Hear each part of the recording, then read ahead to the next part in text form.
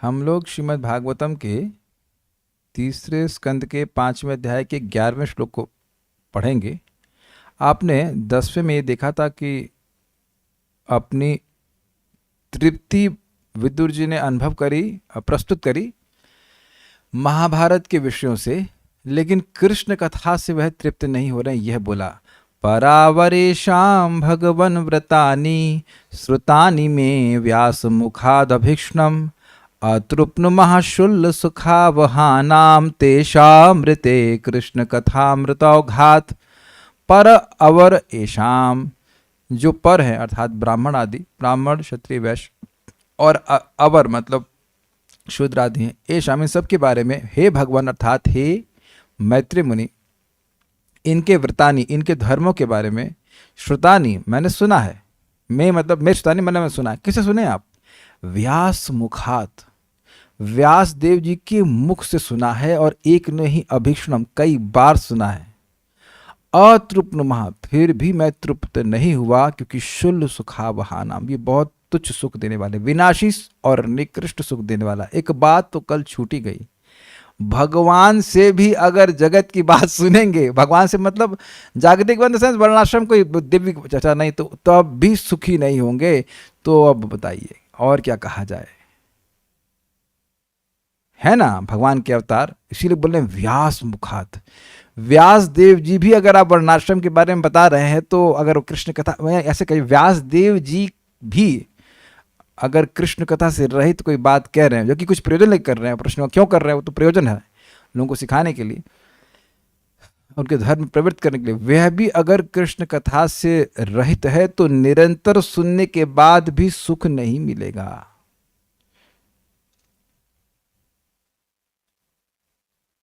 Bandwidth is low. आवाज आ रही है आप लोगों को? अरे ठीक। तेषाम ऋते कृष्ण कथामृत औघात, वह कृष्ण कथा के अमृत के प्रभा से रहित हैं, इसलिए तो कह रहे हैं कि अब इस श्लोक में कह रहे हैं ऐसा कौन व्यक्ति होगा जो कृष्ण कथा से तृप्त हो जाएगा। उसका कारण बताएंगे इस श्लोक में, बहुत सुंदर है। कस्तृप्नुया तीर्थपदोभिधानात् सत्रेषु वह सूरिभिरीड्यमाना।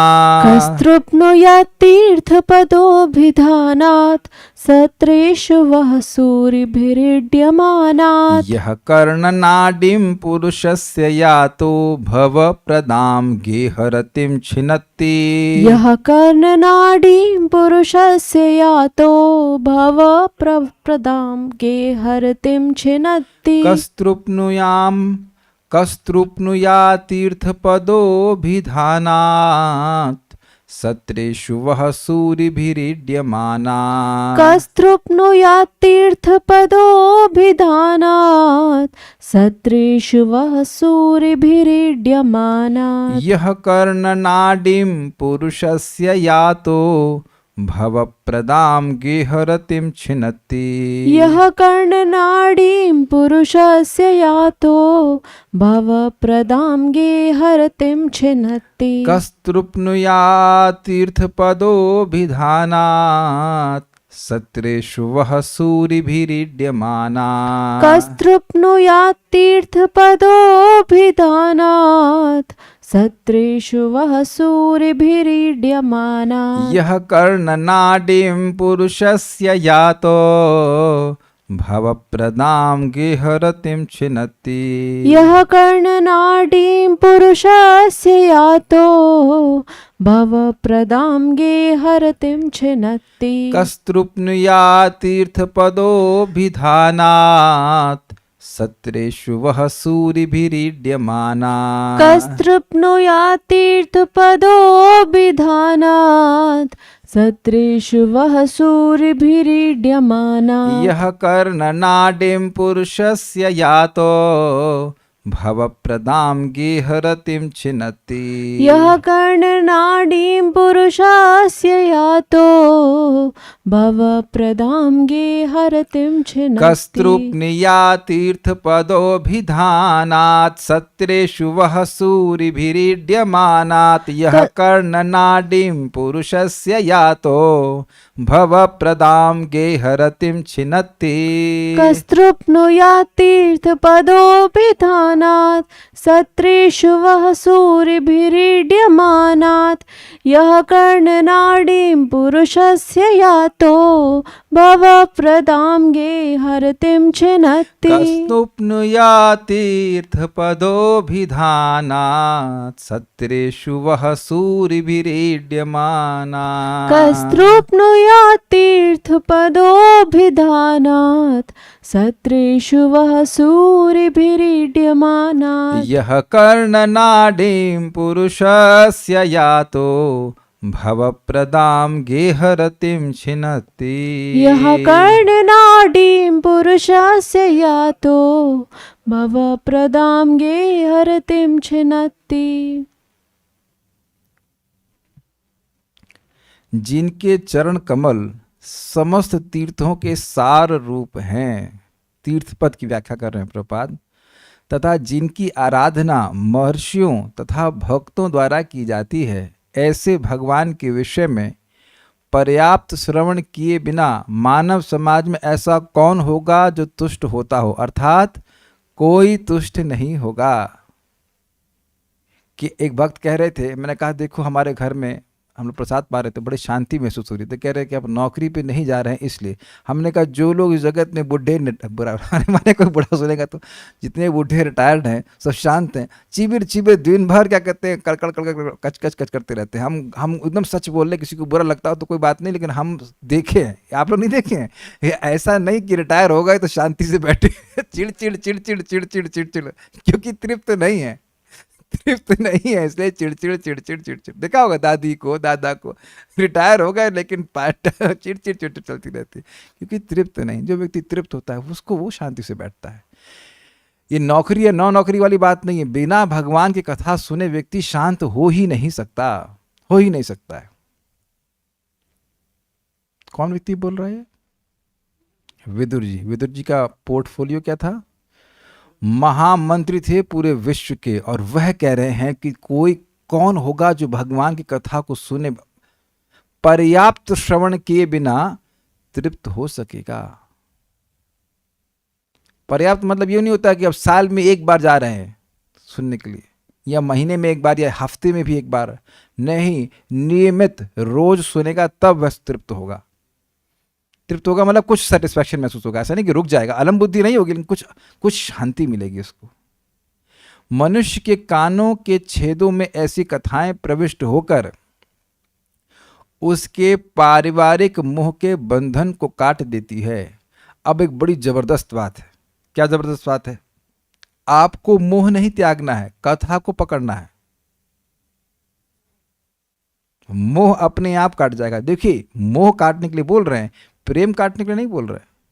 अगर मान लीजिए लड़का है, लड़की है, सास ससुर, जो लोग, सब लोग कथा सुन रहे हैं तो प्रेम बढ़ जाएगा ना आपस में। नित्यम विष्णु जनः प्रिय, सुखदेव गोस्वामी किसी में भी आसक्त नहीं थे, लेकिन नित्य ही विष्णु के जन उनको प्रिय थे और वह विष्णु जनों को प्रिय थे। क्यों? क्योंकि वे भगवान की कथा कहते थे। तो कथा से आसक्ति है और उस कारण से सबके एक दूसरे से प्रेम है, तो वो तो बहुत अच्छी बात है, वो तो होना ही चाहिए। लेकिन जो व्यर्थ का मोह है कि मैं इसका पति हूँ, मैं इसकी पत्नी हूँ, और इस कारण से भजन नहीं करता है, जिस वजह मोह के कारण भजन नहीं करता है ना, अरे भाई अब ये करना है, वो करना है, इसलिए कथा में नहीं आएंगे, कहाँ टाइम है, ऐसे करते करते, तो वह ये मोह का कारण है। कथा में नहीं आ पा रहा है तो मोह के कारण है, लेकिन अगर उसने कथा में आ गया तो सारा मोह उसका समाप्त हो जाएगा। देखिए, है तो ये वास्तविक रूप से मोह ही, क्योंकि जब मैं देही नहीं हूं तो किसी का पति, किसी की पत्नी, किसी का बच्चा, किसी का कुछ भी कैसे हो सकता हूं? It is absolute illusion. मोह का मतलब होता है वस्तुओं को यथावत ना देख पाने की क्षमता, नहीं देख पाने की क्षमता। You need the ability to not see things as it is. कुछ सुनाई पड़ा आपको? जो चीजें जैसी हैं उसको ना देख पाने की क्षमता है, वह क्षमता नष्ट हो जाए, इसको मोह कहा जाता है।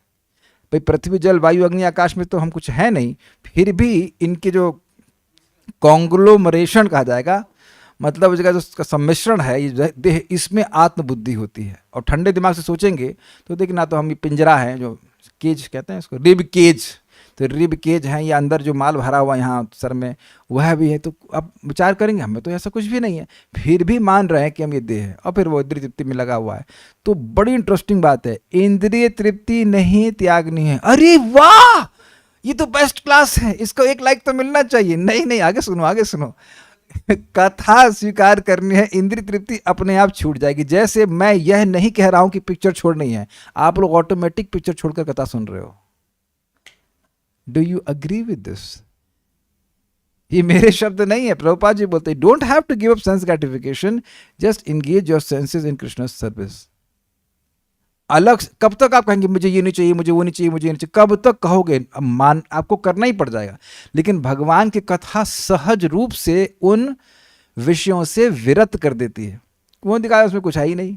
मैं एग्जाम्पल आज भक्तों को दे रहा था कि भाई आप लोगों ने क्रिकेट तो देखा ही होगा, रिकॉर्डिंग देखी क्रिकेट की? रिकॉर्डिंग देखी? रिकॉर्डिंग कभी नहीं देखते हैं, बहुत होगा तो लाइव देख लेंगे, लेकिन रिकॉर्डिंग नहीं। अरे सुबह का वो कल का लाइव छूट गया है तो अब रिकॉर्डिंग देखे ना, नहीं देखेगा ना कोई। लेकिन कथा तो लाइव भी अच्छी लगती है, और हम रिकॉर्डिंग सुनते हैं तब भी अच्छी लगती है कि नहीं लगती है? परम पूज्य राधा गोविंद महाराज का जो नाम महिमा है, पता नहीं कब रिकॉर्ड है, शायद 2003 में रिकॉर्ड हुई है। कम से कम मैं खुद ही 14 बार सुन चुका हूँ उसको, गिन करके 14-15 बार तो सुन चुका हूँ। बड़ा सुंदर है। ये सारी कथा रिकॉर्डेड है कि नहीं? ये जो अभी श्लोक हैं ये सब रिकॉर्डेड है। तो विदुर जी जब मैत्री मुनि को बोले होंगे तो कितना अच्छा लगा होगा लाइव में, और उसके बाद अब कितने लोग इसको रिकॉर्डिंग सुन चुके हैं, ऐसा कोई हिसाब किताब नहीं है। अच्छा लग रहा है कि नहीं? तो इसका मतलब ये अच्छी वस्तु है इसलिए अच्छा लग रहा है, और बाकी सब कथाओं में जो दुनिया की बात है उसकी तो रिकॉर्डिंग भी यूजलेस लगती है। तो बात समझने का प्रयास कीजिए, भक्ति, शुद्ध भक्ति में क्या योग्यता है? यह योग्यता नहीं कि आप इंद्रिय तृप्ति पूरा छोड़ पाए हैं ना, योग्यता यह है कि क्या आपको कथा में थोड़ी इंटरेस्ट है, कि कथा में इंटरेस्ट है तो वह कथा इंटरेस्ट को कम नहीं होने देगी। बार बार व्यक्ति कथा सुनता चला जाएगा, कथा में उसका इंटरेस्ट बढ़ता चला जाएगा। तो क्योंकि कथा में इंटरेस्ट बढ़ गया है इसलिए व्यर्थ की चीज़ों में इंटरेस्ट अपने आप समाप्त हो गया है। क्या सबको विज्ञान समझ में आ रहा है? इसलिए आप लोग कभी हतोत्साहित मत होना कि हमारी तो ये इंद्रिय तृप्ति नहीं छूटी है, वो छूटी नहीं है। अब बस आप कथा सुनते जाइए। मैं भी यही कर रहा हूँ। मुझे को कहते एक बार खाओ, हमने कहा एक बार सुबह एक बार शाम, हमसे नहीं हो सकता भाई, एक बार खा लें, एक बार 2 घंटा सो के, हमसे नहीं हो रहा है। जो हो रहा है वह करिए, भगवान की कथा सुनिए। और बहुत अच्छी बात वरुण प्रभु ने कहा था, इट जस्ट सो नेचुरल।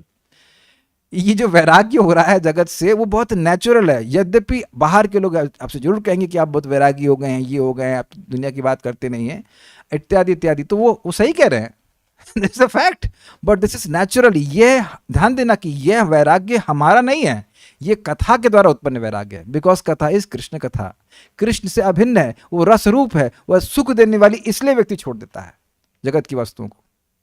क्या ये विज्ञान सबको समझ में आ गया? इसीलिए अभी हमको एक भक्त दिख रहे हैं तो उनकी इच्छा थी कि नौकरी करने दिल्ली जाके। पहले मैं थोड़ा सा उनको बोल रहा था कि मत करिए मत करिए, ना ना ना ना, आप नौकरी करें चाहे कुछ भी करें, आप ऐसा व्यवस्था कर लीजिए कि कृष्ण कथा शाम को सुनने को मिल जाए। मैं कहा हाँ मैं सब कर लेंगे। और ये बहुत इंपॉर्टेंट एडवाइस है, क्योंकि आप चाहे नौकरी कर रहे हो चाहे कुछ भी कर रहे हो, कर इसीलिए रहे हैं क्योंकि इच्छा है। अगर इच्छा नहीं होगी तो कुछ भी नहीं कर पाएंगे। तो अब इच्छा है तो उसको दबाएंगे तो परेशानी हो जाएगी। तो अब वो सब नहीं एडवाइस दी जा रही। एडवाइस ये दी जा रही है कि सभी लोग एटलीस्ट शाम को कृष्ण कथा के लिए समय मिले, ऐसी नौकरी करो, ऐसा कार्य करो। सभी का मतलब जो लोग करना चाहते हैं, ऐसा नहीं जिसको नहीं करना चाहते वह भी करें, ऐसा नहीं बोल रहा हूँ। जो करना चाहते हैं, मतलब इसमें इंटरेस्ट है, करें। कहने का आशय ये है कि सारे कार्य करिए, लेकिन भगवान की भक्ति, भगवान का श्रवण कीर्तन कर छोड़ करके मत कीजिए, क्योंकि भगवान की कथा अपने आप ही सारे कार्यों से विरक्ति बनाती चली जाएगी। और जो लोग नहीं करना चाहते हैं नौकरी, उनको तो बिल्कुल नहीं करनी चाहिए। ठीक है कि वो कथा सुने, लेकिन जो लोग हैं तो वह भी हतोत्साहित मत हो, वो भगवान की कथा को नियमित रूप से सुनते रहें। आप प्रैक्टिकल देखना कि अपने आप ही विरत हो जाएंगे। विरत मीन्स रतिमंद आकर्षण, और विरत मीन्स नो डिसइंक्लिनेशन, नहीं चाहिए हमको। ठीक है। एक बात है कि घर परिवार की आसक्ति में दिक्कत क्या है प्रभु जी? दिक्कत ये है कि व्यक्ति इस आसक्ति के कारण फिर जन्म को प्राप्त होगा, फिर जन्म को प्राप्त होगा। और जन्म लेना अगर लग रहा है कि कठिन है या दिक्कत है तो भगवान करे आपके, मजाक में बोल रहा हूँ, भगवान करे एक दिन आप मच्छरदानी के बिना सो जाइए। आजकल के हम ओहो कितने मच्छर काटते हैं, उफ उफ, कितना परेशान करते हैं। तो सोचिए कि वहाँ अभी तो हमारे पास हाथ पैर चलाने के लिए ऐसे ऐसे कर सकते, ऐसे कर सकते, ऐसे कर सकते, लेकिन माँ के गर्भ में तो जो कीड़ा काटता है वहाँ तो हाथ हिला भी नहीं सकते। इमेजिन अ सिचुएशन जहाँ आपको हाथ ऐसे कर दिया जाए और कोई कपड़ा नहीं है और बस अब मच्छर फीस्ट कर रहे हैं बिना महाप्रसाद गोविंदे बोले हुए, धमाधम फीस्ट कर रहे हैं और आप कुछ नहीं कर सकते। How painful it will be. और प्लस गर्मी भी है और उल्टा टंगे हैं इत्यादि इत्यादि, इज वेरी पेनफुल। ऑब्वियसली ध्यान दीजिएगा कि हम केवल दोबारा जन्म ना लेने के लिए कथा नहीं सुन रहे हैं, लेकिन ये उसका साइड बेनिफिट है। अपने आप में कथा सुखरूप है, तृप्त करने वाली है और मोक्ष प्रदान करने वाली, तो कौन नहीं सुनेगा, ये भी तो अर्थ है। इस श्लोक से ये ध्वनि अर्थ आ रहा है कि कौन नहीं सुनेगा कथा को। भाई ऐसा नहीं है कि मैं ही सुनने के लिए आग्रही हूं, अरे कौन ऐसा है जो नहीं सुनेगा। चलिए अन्वय देखिए, वह का मतलब आप लोग होता है, तो यहां पे कह रहे आप जैसे सूरभी मतलब महान भक्तों के सत्रेषु, सत्रों में, सत्र का मतलब होता है सेशंस। जैसे यहां पे भागवतम का एक सेशन चल रहा है तो उसी को सत्र कहा जाएगा। जैसे कि आप जानते हैं कि शौनक आदि ऋषियों ने 1000 साल का सत्र नैमिषारण्य में शुरू किया था। तो इस प्रकार के सत्र चलते हैं, कहीं 1 हफ्ते का होता है, कहीं 1 महीने का होता है, कहीं 12 साल का होता है, जैसे भी चल रहा है। उस सत्रों में ईड्यमानात पूजित होने वाले, ईड्य मतलब होता है पूजा करना, तो ईड्यमान मतलब वह भगवान श्री कृष्ण इन महान भक्तों के, आप जैसे, मैत्री मुनि को कह रहे हैं, आप जैसे महान भक्तों के सत्रों में, सत्रेषु शब्द बहुवचन में, एक सत्र में नहीं, बहुत सारे सत्रों में भगवान की पूजा होती है। बहुत समय तक होती है और महान लोगों से होती है, महान लोगों के द्वारा होती है और बहुत समय तक होती है। सत्र का मतलब ये नहीं होता कि अब आधे घंटे किया बस, नहीं, सत्र मतलब लंबे समय तक चलने वाला सत्र। नहीं समझ में आ रहा है? मैत्रेय मुनि कह रहे हैं कि आप महान भक्त हैं, तो आपके जैसे अनेकों महान भक्त है, सूर्य भी शब्द भी है बहुवचन में, आपके जैसे बहुत सारे महान भक्तों के सत्रों में भगवान की पूजा होती है। हाँ, ऐसे तीर्थ पद भगवान, केवल भगवान विष्णु का नाम है, भगवान हैं जिनके चरण कमल तीर्थ स्थल है। उनके अभिधानात, अभिधान का 2 अर्थ रखा गया है। अभिधान का मतलब होता है नाम भगवान का और भगवान की कथा। ये समझना बहुत जरूरी होगा, नहीं तो टीका नहीं समझ में आएगी। अभिधान का मतलब होता है अभिधा मतलब संबोधन। अभिधानात मतलब भगवान के नाम से / भगवान की कथा से। कह तृप्नुयात, कौन तृप्त हो सकता है। इसको इस तरह से समझिए, बहुत अच्छा आचार्य ने लिया है। कहते हैं जब उनके नाम से ही तृप्त नहीं होते तो उनकी कथा से कैसे तृप्त होंगे। ये अर्थ ग्रहण किया आपने। किसी का नाम बोल दे, जैसे बोल दो वरुण या बोल दो कल्याण, तो उसके बारे में ज्यादा तो नहीं मालूम चला, केवल नाम मालूम चला। कुछ समझ रहे हैं बात? इस जगत में किसी को बोल दें आई, मम्मी, ताई, व्हाटएवर, कोई भी नाम रख दीजिए आप, तो केवल नाम से तो कुछ ज्यादा नहीं मालूम चला। देखिए अब बहुत ध्यान से सुनना पड़ेगा तो बात समझ में आएगी। तो भगवान के नाम, मान लो किसी ने कृष्ण बोल दिया, भगवान की कथा को नहीं जानता है, तो कृष्ण बोल दिया तो उसको प्रारंभ में तो कुछ समझ में नहीं आ रहा है कि कृष्ण भगवान हैं, ये है, इत्यादि इत्यादि। प्लीज, मैं नाम की महिमा कम नहीं कर रहा हूं। आप एक दूसरे रेफरेंस फ्रेम में देखिए, बहुत से लोग राधे राधे बोलते हैं, हरे कृष्णा भी बोल देते हैं हम लोग को देख करके, लेकिन भगवान के बारे में जानते तो नहीं है। एटलीस्ट इन द शुरुआत में तो नहीं जानते हैं। जैसे कि नारायण नारायण बोल रहा था, लाभ उसको हो रहा था, लेकिन उसको भगवान की महिमा तुरंत तो नहीं मालूम चल रही थी। कैसे भी बोले, अजामिल की बात कर रहा हूं, कुछ नहीं मालूम था। अब जब भगवान की महिमा सुना, नाम की महिमा सुना, तब तो और नाम उच्चारण किया, लेकिन एक बार नाम बोल देने से कुछ समझ में तो आता नहीं बात। तो जब नहीं समझ में आ रहा है, उस दृष्टि से सोचिए कि नाम बोल रहा है, उस पर भी व्यक्ति तृप्त नहीं हो रहा है। बोलते हैं ना, हरे कृष्णा कृष्ण कृष्ण हरे हरे, हरे राम राम राम हरे हरे। मतलब कहने का अर्थ ये है कि केवल नाम बोल दिया जाए और कुछ नहीं बोला जा रहा है, तब भी वो तृप्त नहीं हो रहे हैं। तो कथा में तो भगवान के गुणों का खूब विस्तार से वर्णन किया जाएगा। मैं नाम की महिमा नहीं कम कर रहा हूं, एक डिफरेंट तरीके से एंगल दिया जा रहा है, उसको समझने का प्रयास कीजिए। जब व्यक्ति भगवान के नाम से ही संतुष्ट नहीं हो रहा है, तो भगवान की कथा से कैसे संतुष्ट हो जाएगा। वो तो और वर्णन कर रही है, नाम की महिमा वर्णन कर रही है, भगवान के गुणों का वर्णन कर रही है, तो वो समझ में और अच्छा लगेगा ना भगवान फिर तो। क्या ये समझ पाए आप लोग? ओके। कह तृप्त याद, कौन तृप्त हो सकता है, अर्थात कोई तृप्त नहीं हो सकता है अगर वह भक्त है तो। अब कोई पशु है तो जरूर तृप्त नहीं होगा। क्या यहाँ चल रहा है, आपने देखा होगा बहुत बार कथा होती है, लोग अंदर झांकते हैं, अच्छा कथा चल रही है, ठीक चलते हैं। अगर वहां रसगुल्ला बट रहा होता तो कहते कि फ्रिज में बट रहा है, अच्छा लाओ हमको भी दे दो। लेकिन कथा होती है यहाँ तो जो कह तृप्नुयाद का मतलब है जो भगवान का भक्त है, जो कथा का रसज्ञ है, जो कथा को जानने वाला, वह तृप्त नहीं हो सकता है। अच्छा, उस कथा का क्या मतलब है तो कहते हैं, क्या भाव है, क्या फायदा है तो कहते हैं यह जो कथा पुरुषस्य, पुरुष का यहाँ पे अर्थ पुरुष नहीं है, पुरुष का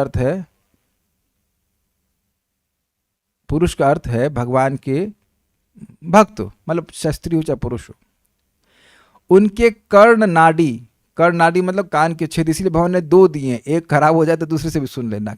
दोनों में से किसी एक कान से भी कथा प्रवेश कर जाएगी तो भी काम करेगी।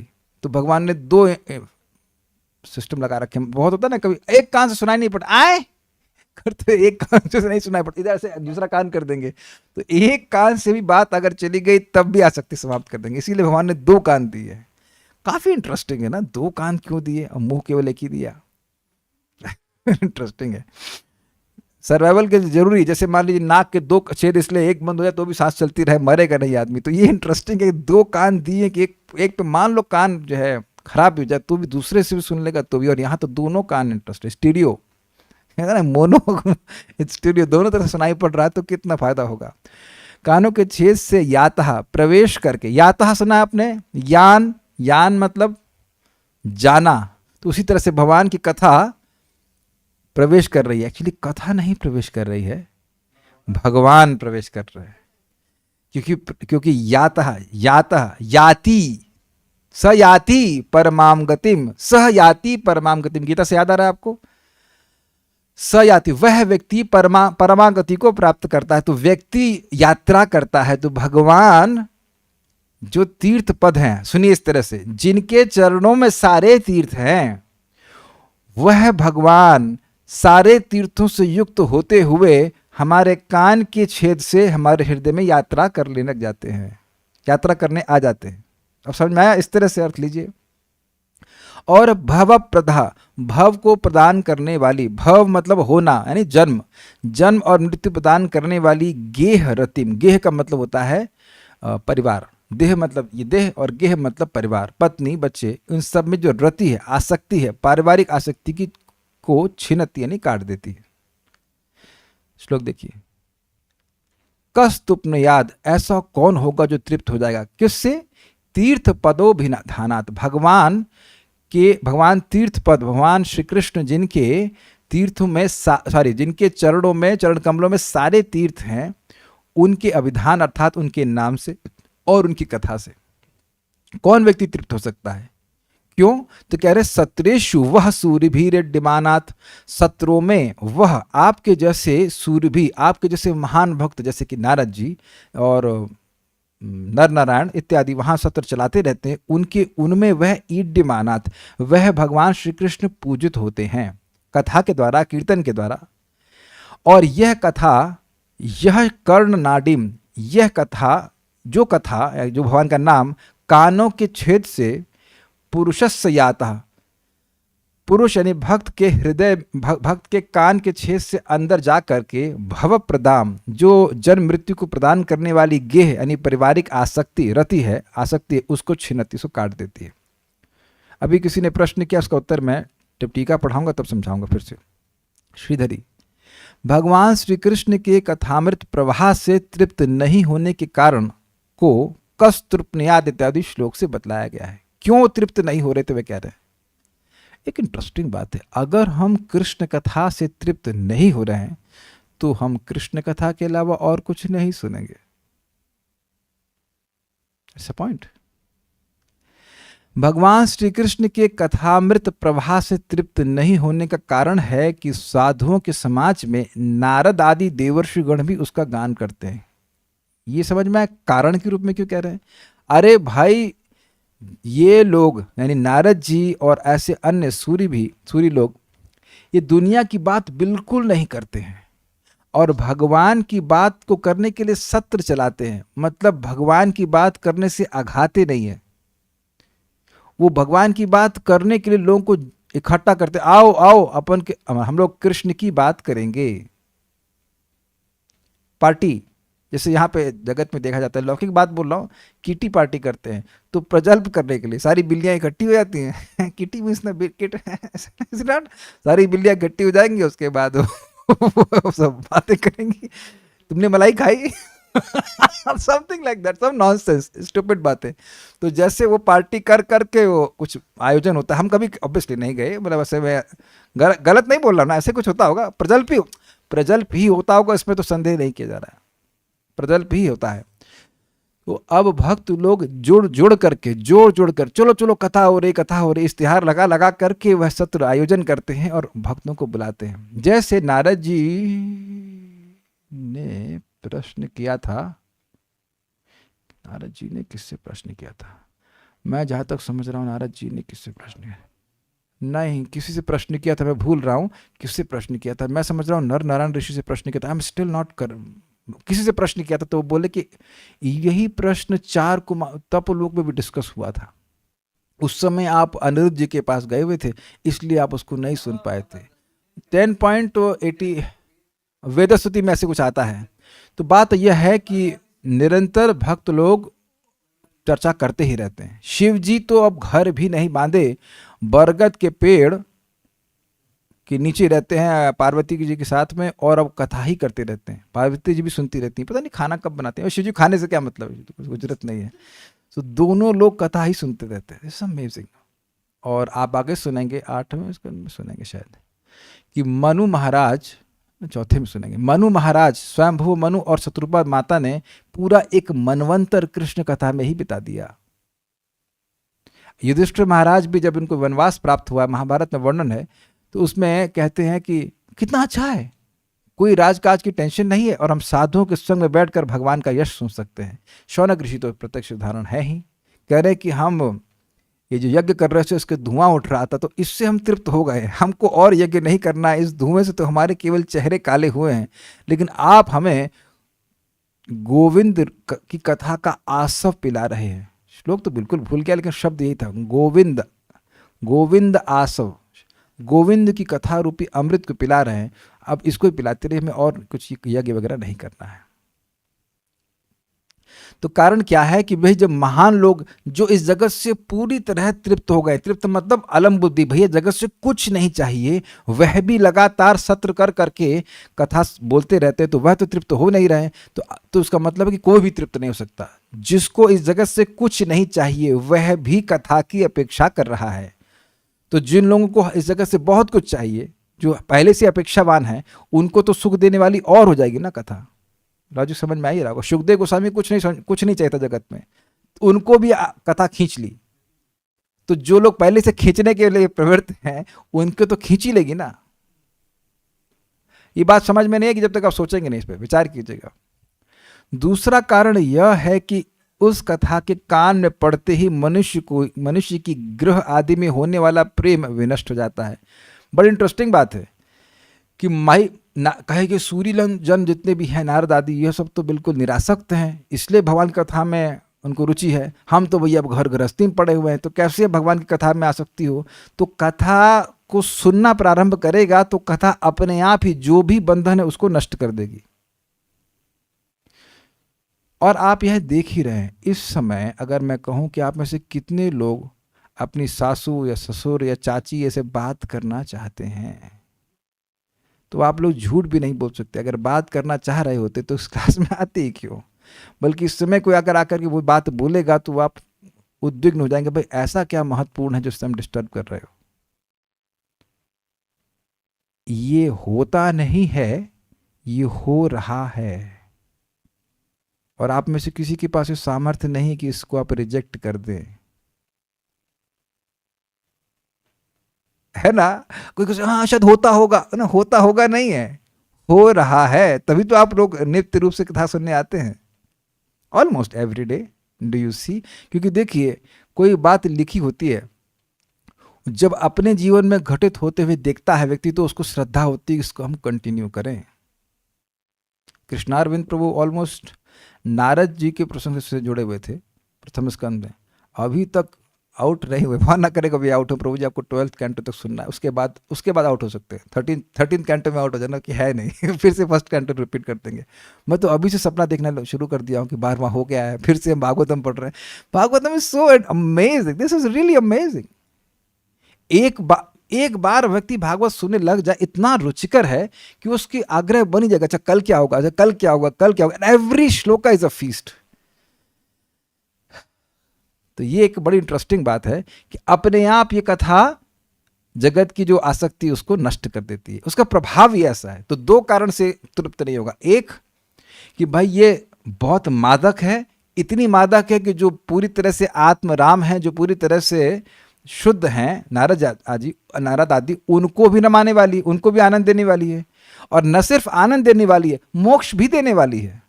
क्योंकि मोक्ष ना प्राप्त करने का कारण क्या है? जगत की आसक्ति। जगत मतलब देह गेह की आसक्ति, घर परिवार की आसक्ति। भाई ब्रह्मचारी आदि भी तो पेड़ के नीचे नहीं रहते हैं, वो परिवार से मैंने मतलब परिवार नहीं, वह भी किसी घर इन सेंस मकान में रह रहे हैं, लेकिन अनासक्त होने के कारण व्यक्ति मुक्त हो जाता है। तो घर में व्यक्ति रहता है, लेकिन उसका चित्त, उसकी मेधा केवल घर परिवार में लगी रहती है, पत्नी का ये करना है, बच्चे का ये करना है, ये करना है, वो करना है। तो इसे कहते हैं रति मति।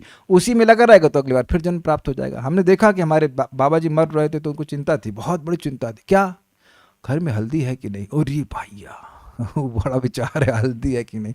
अरे तुम मरने वाले हो अपना अगला जन्म सफेद करो ना, ये हल्दी के पीलेपन पे क्यों विचार कर रहे हो? लेकिन नहीं, देखा गया, इज इट नॉट, अपने आप नष्ट हो जाती। तो ये फ्री फंड में अगर मोक्ष मिले तो कौन नहीं स्वीकार करेगा। अच्छा, और गेहादि में, गेह मतलब परिवार आदि में होने वाला प्रेम तो संसार चक्र में डालने वाला है। ये इसके में टाइटल छूट गया, ये सारार्थ दर्शनी है। कहाँ गई वो? किंतु आपने तो श्री कृष्ण विषय के विपुल वर्णनों का श्रवण किया हुआ है, यदि यह प्रश्न करें तो यह श्लोक उसका उत्तर देता है। कह रहे हैं कि देखिए, मैं उन्हें पिछले श्लोक में बोला कि मैं ये ऊपर नीचे के जो पर अवर का वर्णन है उनसे तृप्त नहीं हुआ कृष्ण कथा के प्रभाव के बिना। तो कहते हैं क्या ऐसा है कि आप कृष्ण कथा सुने ही नहीं है, आपको सर्व ही न की गई हो? ऐसा तो नहीं है। विदुर जी कभी कृष्ण कथा सुने ही ना हो ऐसा तो नहीं है ना, कृष्ण कथा भी सुने ही होंगे, भगवत गीता सुनी लिए होंगे अब तक। तो कृष्ण कथा और भी महाभारत में तो सुने ही हैं, प्लस कृष्ण कथा अन्य ऐसे भी सुने हैं, ऐसी बात नहीं सुने। तो क्या तृप्ति नहीं हुई उससे? कहते ना ना, कौन होगा जो तृप्त होगा, कृष्ण कथा है ही ऐसी। अच्छा, यदि अभिधानात, अब जो प्रश्न किया गया उसका उत्तर हम देंगे, देखिए पढ़ेंगे तो समझाएंगे। यदि अभिधानात अर्थात कृष्ण का नाम भी एक व्यक्ति को पूर्णतया परितृप्त नहीं कर सकता। क्या मतलब है? वो और नाम बोलने की इच्छा को जागृत करता है। पहले दिन यहां कोई ऐसा व्यक्ति है जो केवल हरे बोल करके छोड़ दिया हो? कोई माई का लाल है इधर जो इतना इतना पक्का व्यक्ति को हरे बोलेंगे और आगे कृष्ण नहीं बोलेंगे? जब आपको महामंत्र बोलना भी नहीं आता तब कैसे बोले थे? Hare Krishna Hare Rama, Hare Krishna Hare Rama. You can't stop at Hare. Okay, please raise hand if you stopped at Hare. इधर तो कोई चैंपियन नहीं दिख रहा। हरे कृष्णा हरे कृष्णा, कुछ कैच कर रहे हैं? एक नाम बोलते हैं तो फिर और नाम बोलता है। यहां पे भी हम देखते हैं राधे राधे एक माता जी सामने है, वो अपनी नातिन को नाम राधे राधे बोलती हैं, या फिर वो कृष्णा उसकी माँ गाली देती है उसको, हराम जादे कृष्णा। इतनी हंसी आती है कि राम भी बोल रही है और कृष्ण मिट्टी खा रहा है हराम जादे। हमने कहा ये गाली बहुत बढ़िया है क्योंकि राम आ रहा है इसमें, हम राम पकड़ रहे हैं। Point is that once you chant Krishna, अरे देवानंद नहीं तृप्त हुए, बोलो सुबह शाम हरे कृष्ण हरे कृष्ण हरे राम। अब आप देखिए कि जो नितांत भौतिकतावादी व्यक्ति, उसको भी इतना आकर्षित कर रहा है नाम कि वो एक बार बोल के नहीं छोड़ पा रहा है। और उसके पीछे पीछे कितने लोग गाए होंगे, बोले सुबह शाम, शिक्षा दे रहे हैं, गलत क्या बोल रहे हैं जरा बताइए, बोलो सुबह शाम जब हरे कृष्ण हरे राम, ये तो प्रभुपाद बोल रहे हैं ना, सुबह जप करो शाम को कीर्तन करो, हरे कृष्ण हरे राम, तो गलत नहीं है, ये बिल्कुल सही शिक्षा है। बोलो सुबह शाम जपो बोलो सुबह शाम हरे कृष्ण हरे राम, समझ आया कि नहीं? मेरे कहने का मतलब है कि वहां भी वो बंदा हरे पे नहीं टिक पाया। This is the fact, because एक ही नाम आपको बंधन से मुक्त करता है। तो जब नाम से ही मुक्त नहीं हो पा रहा है, सॉरी, नाम से ही तृप्त नहीं, और नाम बोलने की इच्छा होती है, तब तो फिर कृष्ण कथा अभिधानात का दूसरा अर्थ लेकर कृष्ण कथा के वर्णनों के विषय में क्या कहें।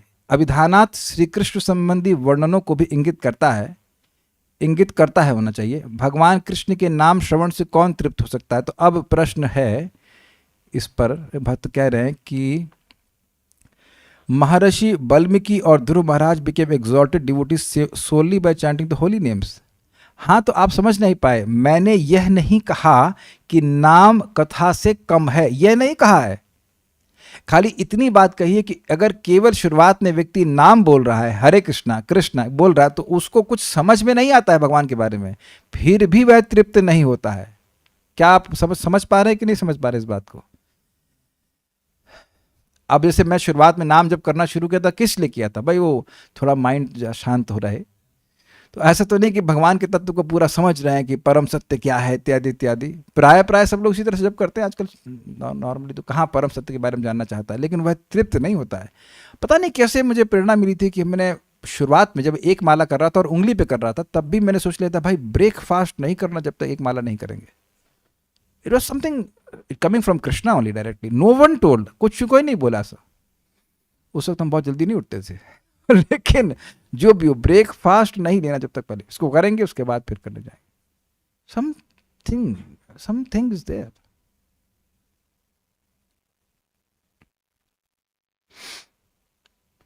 तो खाली ये बात इस अर्थ में बोली जा रही है, नाम की महिमा नहीं की जा रही है, पहले भी नाम की महिमा कम नहीं करी जा रही है। लेकिन अगर आप वाल्मीकि और ध्रुव महाराज के बारे में बात करें, तो वाल्मीकि जी भी तो भगवान के भक्त का संग प्राप्त किए, भगवान के बारे में थोड़ा सुने, और वो भी मारा बोले, और उसके बाद ध्रुव महाराज भी, ठीक है। अब आप ये बताइए कि ये जो बात आप बोल रहे हो, ध्रुव महाराज का प्रसंग और वाल्मीकि इत्यादि, ये कथा में आता है कि नाम में आता है?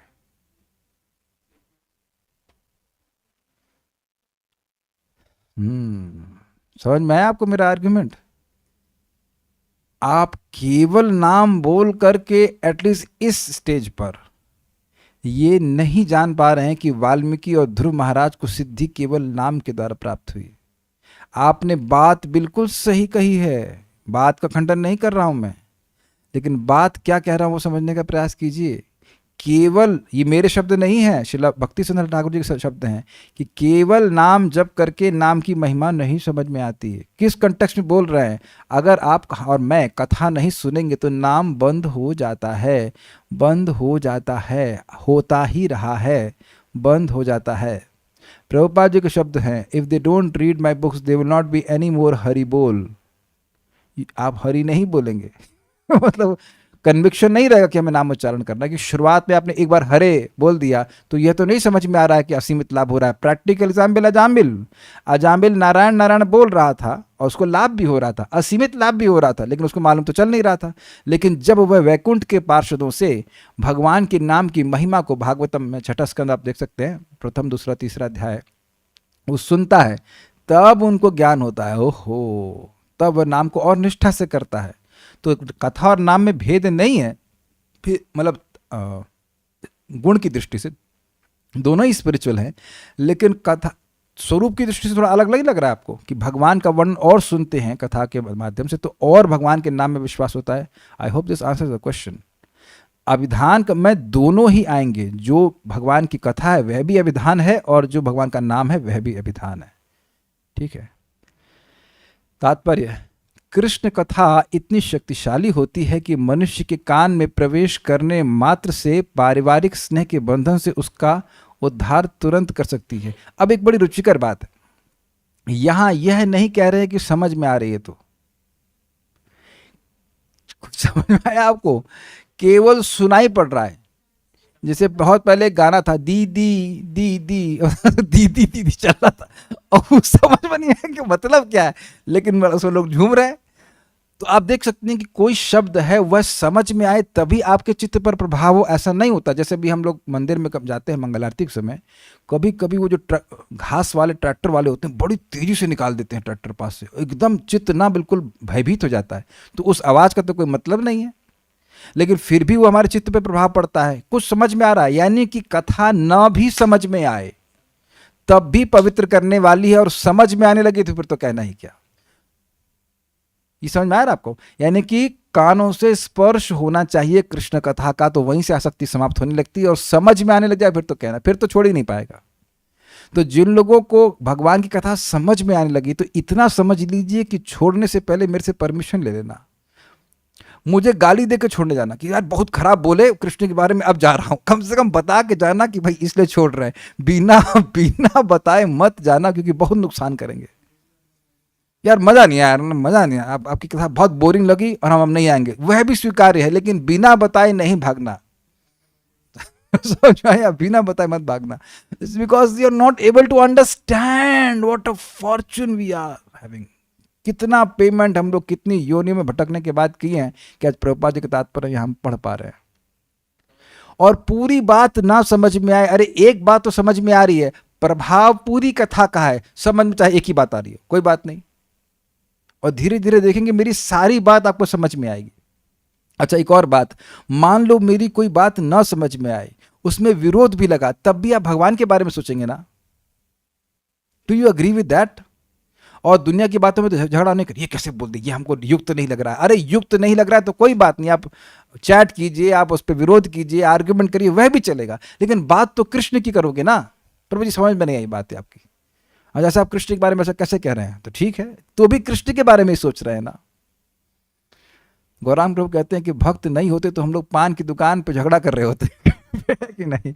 अभी जो भी झगड़ा हो रहा है मानो कुछ और कृष्ण के विषय में ही हो रहा है, कुछ है भी तो। वेरी इंटरेस्टिंग कि वो सुनने मात्र से। पारिवारिक स्नेह बहिरंगा शक्ति की भ्रामक अभिव्यक्ति है और समस्त लौकिक कार्यकलापों की यही एकमात्र प्रेरक है। लोग बोलते हैं कि भाई हम तो अपने बच्चों के लिए जी रहे हैं, समझ में आ गया, और सही में पूरी पूरी रात नाइट ड्यूटी कर रहे हैं, ये कर रहे हैं, वो केवल बच्चों के लिए जी रहे हैं।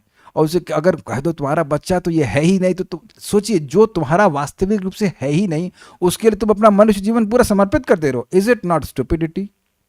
और उससे पूछो कि ये रात रात भर जग रहे, उसे मिलेगा क्या? कुछ नहीं, और बाद में वही लड़का मुंह पे लात भी मारेगा, काफी संभावना है। यस, इन केस अगर वो डिवोटी नहीं है तो मोस्ट ऑफ द केसेस में हो ही जाता है। तो फिर मिला क्या? मोक्ष तो मिला नहीं, सुख मिला नहीं, तो फिर फायदा क्या हुआ? ये बात देखी गई है। जब तक लौकिक क्रियाशीलता रहती है और मन ऐसे कार्य में लीन रहता है, तब तक चालू भौतिक अज्ञानता में बारंबार जन्म मृत्यु को भोगना पड़ता है। समझ में आ गया? मन इसी कार्य में लगा है, अरे इस बच्चे को संभालना है, इसकी शादी यहाँ करनी है, उसकी नौकरी नहीं लगी तो अब भगवान तो गायब। तो मन में जब भगवान आएंगे ही नहीं तो फिर ये दोबारा जन्म ही लेके आएंगे सारे विचार। समझ में आ गया? क्या आप ऐसा देख पा रहे हैं कि लोग इन्हीं सारे विचारों में डूबे हुए हैं रसगुल्ले की तरह? कुछ उनके मन में और विचार नहीं आता है। कथा में भी बैठेगा वो एटलीस्ट प्रारंभ में, तो वही सोचता रहेगा मेरा बिजनेस कैसे चलेगा, मेरा ये कैसे होगा, मेरी वही क्लास कब समाप्त होगी, मुझे अपने बिजनेस में जाना है। और नहीं आने से तो अच्छा है कि आए कम से कम, लेकिन बहुत खतरनाक है सारी बातें, दोबारा जन्म का कारण बनती हैं ऐसी बातें। लोग भौतिक प्रकृति के तमगुण से सर्वाधिक प्रभावित होते हैं और कुछ लोग रजोगुण से प्रभावित होते हैं, और इन दो गुणों के बंधन में जीव देहात्म बुद्धि द्वारा गतिशील होता है। रजोगुण तमगुण से व्यक्ति ये मानने लगता है कि मैं देह हूं और देह चलाने के लिए ही मेरा जीवन है बस। लौकिक गुण जीव को अपनी सही स्थिति को समझने नहीं देते। ये भी स्पष्ट समझ में आ रहा है। रजोगुण तमोगुण के प्रभाव से व्यक्ति यह भी नहीं समझ पाता कि वे देह से पृथक आत्मा है, इवन थ्योरेटिकली भी नहीं समझ पाता।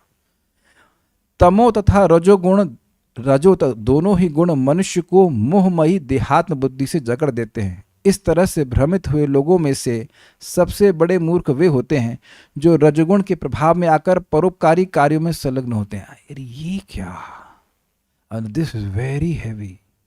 इस जगत में जो लोग परोपकार में लगे हुए हैं उनको तो बहुत अच्छा माना जाता है ना, लेकिन यहां प्रभुपाद कह रहे हैं कि रजगुण सबसे ज्यादा भ्रमित वो लोग हैं जो परोपकार करने में लगे हैं। अजीब से नहीं लग रहा आपको? बड़े सबसे बड़े मूर्ख वे होते हैं। क्यों? क्योंकि वह ये सोच रहे हैं कि वह परोपकार कर सकते हैं। अरे तुम जब स्वयं बंधन में हो तो दूसरों को कैसे बंधन से मुक्त कर दोगे? तुमको तो यह भी नहीं पता कि बंधन और मोक्ष है क्या। भोजन दे रहे हैं, बड़ी अच्छी बात है, क्या वह भोजन भगवान को अर्पित है? कंबल बांट रहे हो तो केवल कंबल बांटने से लोग मुक्त हो जाएंगे? तुम्हारी बुद्धि में कंबल पड़ा हुआ है कि नहीं? क्या सुखी हुआ कोई इस तरह से? बहुत जगह राजमा चावल खिला रहे, तो क्या राजमा चावल भगवान को अर्पित है? नहीं, उसमें प्याज पड़ा रहता है। तो इस प्रकार का कार्य, इस प्रकार का कृष्ण से रहित परोपकार, कृष्ण से रहित परोपकार का कार्य केवल बंधन का कारण है व्यक्ति। इसलिए प्रपात करें मूर्ख है, क्योंकि इस जगत में कोई भी योनि मनुष्य जीवात्मा को संतुष्ट नहीं कर सकती। इसलिए कोई भी ऐसा कार्य जो व्यक्ति को ऊपर या नीचे किसी एक योनि में फेंक दे, वह उसके संग अत्याचार ही है, वो अपने पे ही अत्याचार कर रहा है। तो परोपकार तुम क्या कर रहे हो? मान लीजिए कहे अच्छा वो आप इस जेल की कोठरी में अच्छे नहीं लग रहे हैं, ठीक है, इस वाले में चले जाइए। तो क्या बड़ा परोपकार कर दिया भाई, बताओ? स्वर्ग भी जेल है और मनुष्य लोक भी जेल है और निम्न लोक भी जेल है। जब जीवात्मा यहां से बाहर निकल के भगवान के पास चला जाएगा, वह परोपकार है, क्योंकि वहीं पे जीवात्मा को सुख प्राप्त होगा। क्लियर समझ में आया? बेवकूफी की बात है।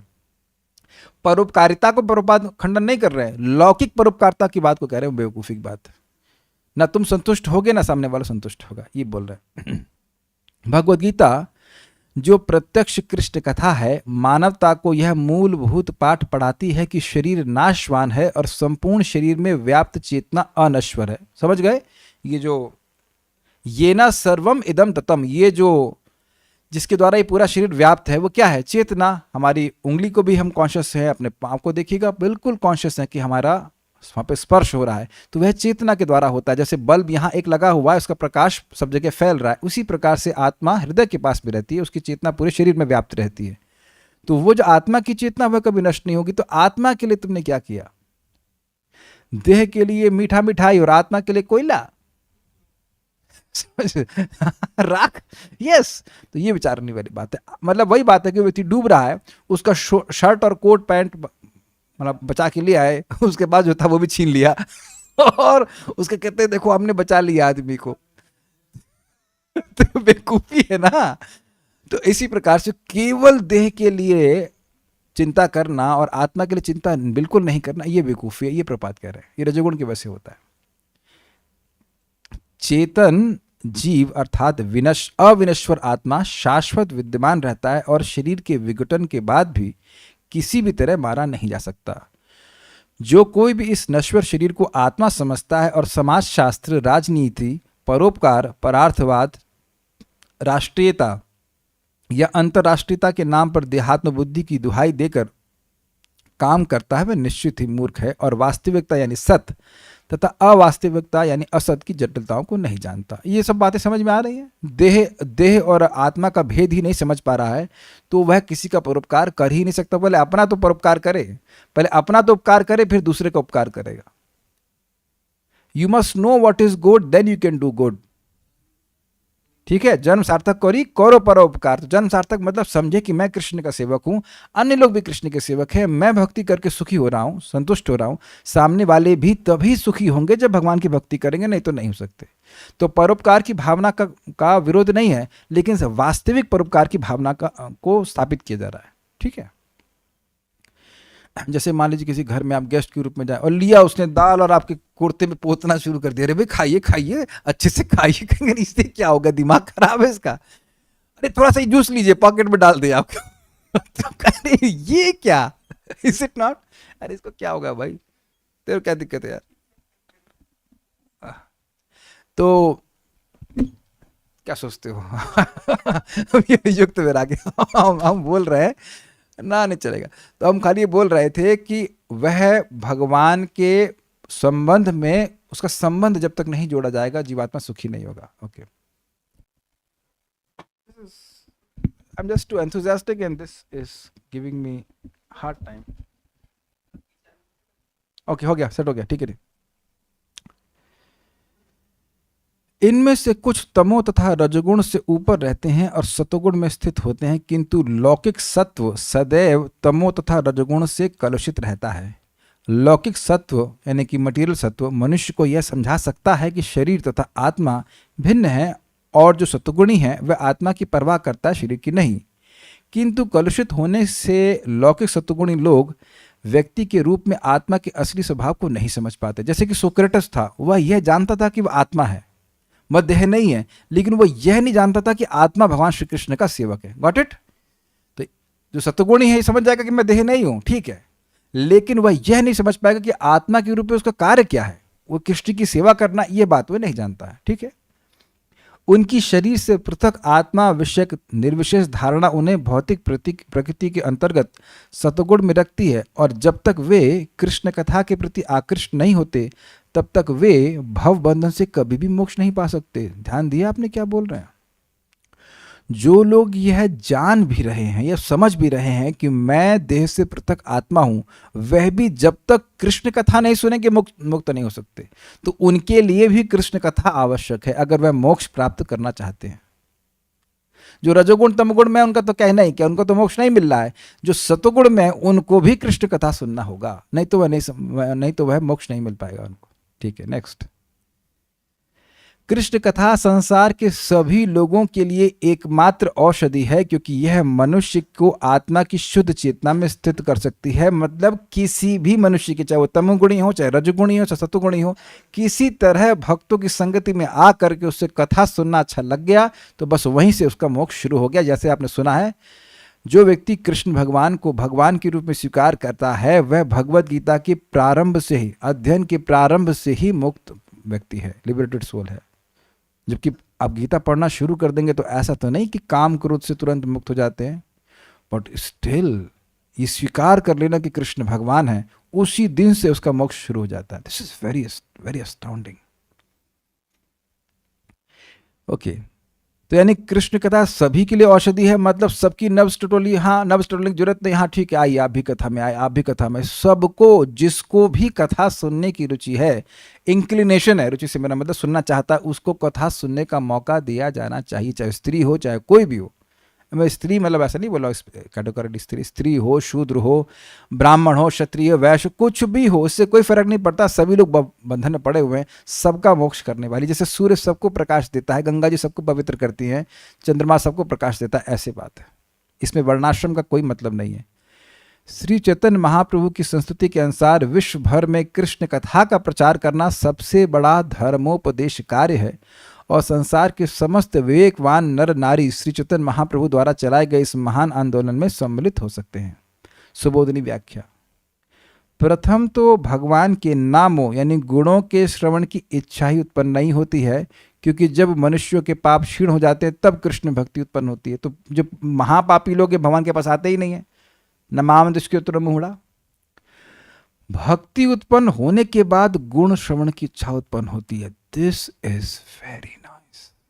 बिल्कुल प्रकट देख लीजिए, जिसकी भक्ति उत्पन्न होती है वह भगवान के गुणों को सुनना चाहता है। तो आपका एक प्रश्न था कि पहली बार में ही कथा सुनने की इच्छा कैसी होगी, श्रद्धा कैसी होगी? तो देखिए, भक्त लोग कथा करते हैं, उसको प्रसारित करते हैं, यहाँ भी प्रसारित किया जा रहा है। तो व्यक्ति गलती से भी सुन लिया, उसे कोई संकल्प नहीं था कि सुनूंगा, गलती से थोड़ा सुन लिया तो अब वहीं से उसकी भक्ति शुरू हो गई। यस्याम वै श्रूयमाणायाम कृष्णे परम पुरुषे भक्तिरुत्पद्यते पुंसाम शोक मोह भयापह।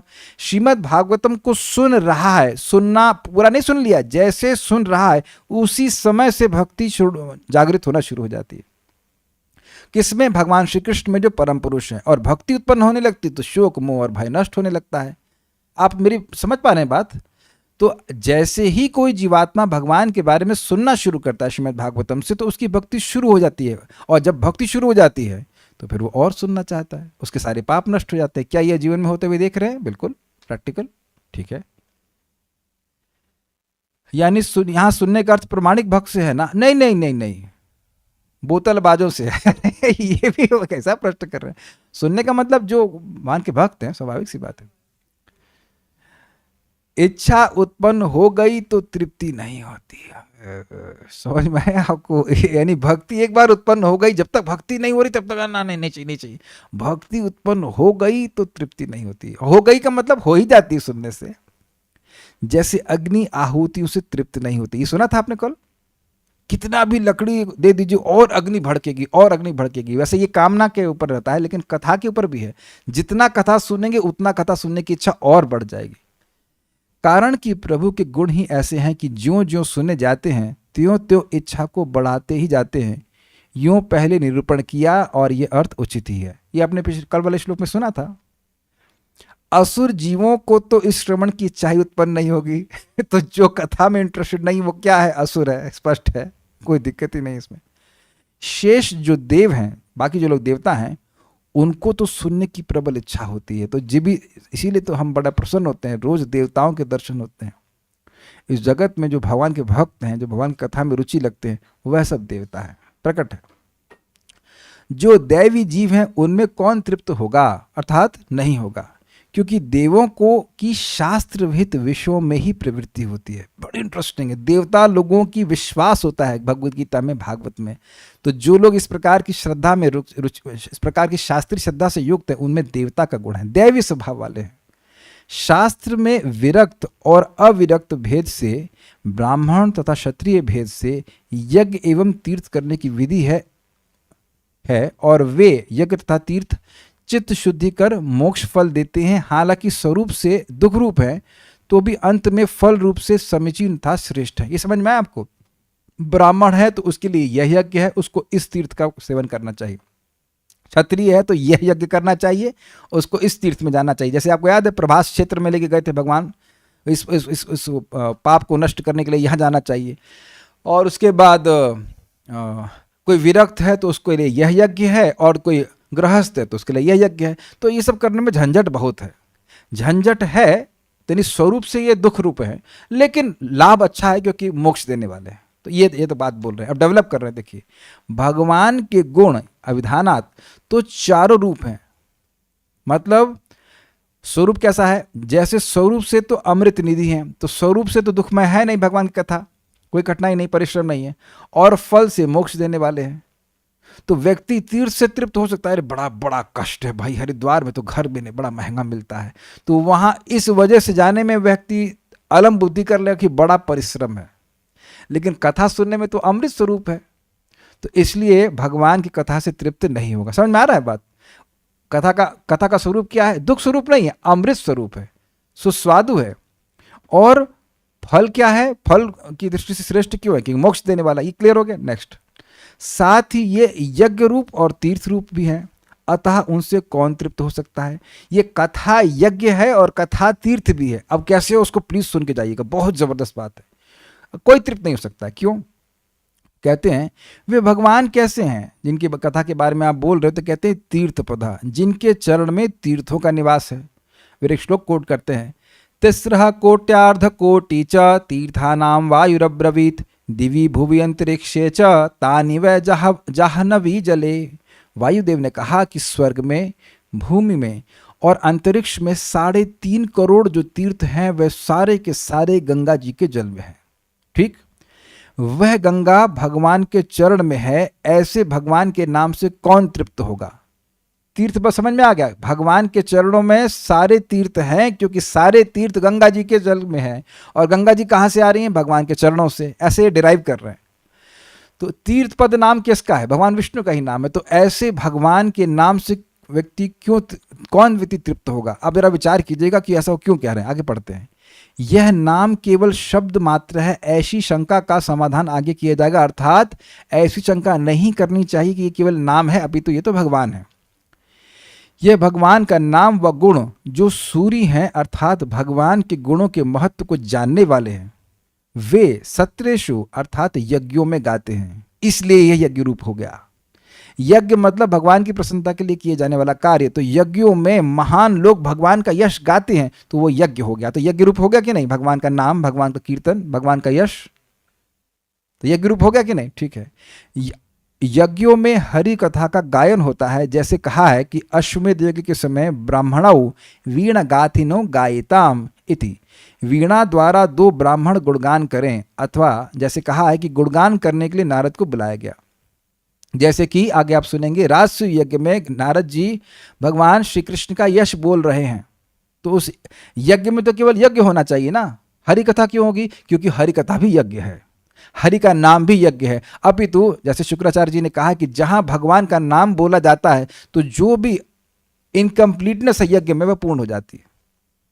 तो वह महान यज्ञ हुआ कि नहीं? ये तो आप जानते हैं कि भगवान का नाम बोलना, भगवान की कथा बोलना सबसे बड़ा यज्ञ। यज्ञ नाम जप यज्ञोस्मि, समझा क्या? ठीक है, तो यज्ञ भी है। तो ऐसा नहीं है कि व्यक्ति कथा सुन रहा है तो कहे अरे भैया यज्ञ भी तो करना है, अब इसको रोको जरा, यज्ञ करेंगे। नहीं, यज्ञ तो तुम कर ही रहे हो, तो इसलिए भी तृप्त नहीं होगा। यज्ञ हो ही रहा है अपने आप, भगवान प्रसन्न हो रहे हैं। क्लियर? तो ये यज्ञ रूप भी है, अमृत स्वरूप है, मोक्ष देने वाली है, और यज्ञ रूप भी है। और तीर्थ कैसे, जरा और क्लियर समझ लीजिए। उस गान करने, कहाँ गया? उस गान करने से ही सत्र अर्थात यज्ञ की पूर्णता होती है, नहीं तो यज्ञ पूर्ण नहीं होता। तो ये सर्वश्रेष्ठ यज्ञ है भगवान कृष्ण की कथा। विष्णु कर्माणि पश्यत, अर्थात विष्णु के कर्मों को देखो, इत्यादि श्रुतियों के अनुसार भगवत गुणगान आवश्यक है। देखो का मतलब कर्मों को सुनो। गुणगान से ही यज्ञ की पूर्णता की सिद्धि होती है। इससे यह सिद्ध हुआ कि कृष्ण कथा यज्ञ रूप है। क्लियर? इसलिए हमारा पूरा जीवन यज्ञ की प्रसन्नता के लिए होना चाहिए, यज्ञ के लिए होना चाहिए। तो वो यज्ञ क्या है? श्रवणम कीर्तनम विष्णु स्मरणम। बेसिकली श्रवण कीर्तन रूपी यज्ञ के पीछे हमारा जीवन चलना चाहिए। सारा मैनेजमेंट इसलिए करो कि कृष्ण कथा हो सुन सकें, कृष्ण का नाम बोल सकें। क्लियर? ठीक है। अब जरा देखें कि तीर्थ क्यों बोल रहे हैं। विशेष गुणगान द्वारा भगवान पुरुष के हृदय में कर्णनाड़ी द्वारा स्थित होकर हृदय में जो अनिष्ट कारिणी संसार को उत्पन्न करने वाली गृहासक्ति स्थित है उसको नाश करते हैं, क्योंकि गुण रूप भगवान अमृत स्वरूप हैं। नोट, इससे यह सिद्ध हुआ कि कथा मोक्ष रूपी फल भी देने वाली है। मोक्ष रूपा है कि नहीं? कि घर परिवार की आसक्ति जो दोबारा जन्म देती, उस आसक्ति को भगवान की कथा काटने वाली है। भगवान व उनके गुणगान सबको प्रिय हैं और वे अनिष्ट मिटाने वाले हैं, यो भी कह दिया, और तथा उनकी यज्ञ रूपता भी कही है। अब देखिए, कर्णनाडीम पुरुषस्य यातः, इस वाक्य का आशय यह है कि कर्णनाडी में केवल नाम नहीं प्रविष्ट हुआ, किंतु नाम सहित भगवान भी प्रविष्ट हुए। तब भगवान सहित प्रविष्ट होने से तीर्थों का प्रविष्ट होना भी सिद्ध ही है। ये समझ में आया आपको बात? भगवान तीर्थ पद हैं, उनके चरणों में सारे तीर्थ हैं। तो भगवान कानों के द्वार के द्वारा प्रवेश करके जब हृदय में पहुंच रहे हैं तो उनके संग सारे तीर्थ नहीं पहुंच रहे हैं। तो इसलिए ये कथा तीर्थ रूप भी है। जैसे इस जगत में लोग जाते हैं तीर्थों के पास तीर्थों का संपर्क प्राप्त करने के लिए, लेकिन जब भगवान का नाम बोला जाता है या भगवान की कथा बोली जाती है तो भगवान नाम और कथा के रूप में हृदय में आ रहे कानों के द्वार के द्वारा। तो जहां भगवान हैं तो वहां सारे तीर्थ आ गए कि नहीं आ गए? इसीलिए प्रभुपाद जी कहते हैं कि you don't know how much power you are transferring when you chant Hare Krishna and hear Hare Krishna. अब आप समझ रहे हैं कि ये बात समझ में आएगी तब व्यक्ति बड़े उत्साह से कल जप करके सुनने का प्रयास करेगा। वह इसको भार नहीं मानेगा कि मुझे क्यों बोला गया है, just to burn me out just to burn me out. ऐसा नहीं है। Does that make sense? बड़ी सुंदर बात इस समय में आप कह सकते हैं, सुन सकते हैं कि देखिए लोग मेहनत करके तीर्थ यात्रा करने जाते हैं, लेकिन अगर आप केवल जप करने की मेहनत कर रहे हैं, जो कि बहुत बड़ी मेहनत नहीं है, तो सारे तीर्थ अपने आप ही आपके पास आ जाएंगे, सारे आशीर्वाद भगवान के आ जाएंगे, क्योंकि भगवान के पीछे सारे तीर्थ हैं। तीर्थों में भी जो पवित्र करने की शक्ति है भगवान से तो आ रही है। तो ये दो चीज़ों को जीवन में लेके चलेंगे तो जीवन में पवित्रता का अनुभव करने ही वाले हैं। अलग से कोई तीर्थ भ्रमण करने की कोई जरूरत नहीं है। इसलिए नरोत्तम दास ठाकुर जी कहते हैं तीर्थ यात्रा परिश्रम केवल मनिर भ्रम। ठीक है, कोई प्रश्न भक्त का है, हम देख लेते हैं। पारिवारिक स्नेह के बंधन का उद्धार का मतलब आसक्ति खत्म होने लगती है। जी हाँ, यस, ये तो आपके परिवार के लोग ही बोल रहे होंगे, तुमसे बात ही नहीं करते, तुमसे पूछो कि आप ऐसी कौन सी बात करोगे जिससे मुक्त हो जाएं। भक्ति, प्रभु जी, भक्ति करते हुए भौतिक आकर्षण बीच में आए तो क्या करना चाहिए? कथा सुनते रहिए, अपने आप ही भौतिक आकर्षण समाप्त हो जाएंगे। कुछ तो कम हुआ है, जिस चीज से कम हुआ है उसी चीज से समाप्त भी होगा। कथा और नाम जप और भगवान का प्रसाद ऑब्वियसली। और कोई थोड़ा अधिक प्रकाश डालिए। तो और कहाँ प्रकाश डालें भाई, और क्या प्रकाश डालें? प्रकाश है, अब बाकी प्रकाश आप खुद डलवा लीजिए, इससे अधिक प्रकाश हम नहीं डाल पाएंगे। कुछ बात कुछ पढ़ने में सुनने वाली भी होती है। अभी ओके, जल्दी से एक प्रश्न कीजिए, समय है कम, ऑलरेडी 5 मिनट ऊपर हो गया है। हाँ प्रभु जी आ गए।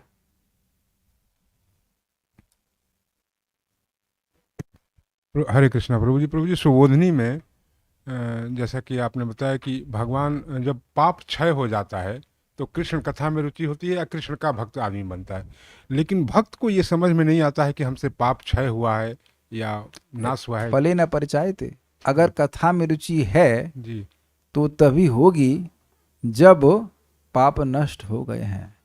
जी, तो इसको आप यहाँ पे आए हैं तो उसका मतलब है ना कोई आपको बांधा नहीं था। जी अगर कोई बांध दिया होता घर में तो यहाँ नहीं आ पाते ना। तो ये जो पाप रूपी बंधन है, वासना रूपी बंधन है, वो व्यक्ति को कथा में प्रवृत्त होने ही नहीं देता। तो कथा में आ रहा है, इसका मतलब उसके पाप नष्ट हो गए। ये शाम तु अंतगतम पापम जननाम पुण्य कर्मणाम ते द्वंद्व मोह निर्मुक्ता भजन्ति माम दृढ़व्रता।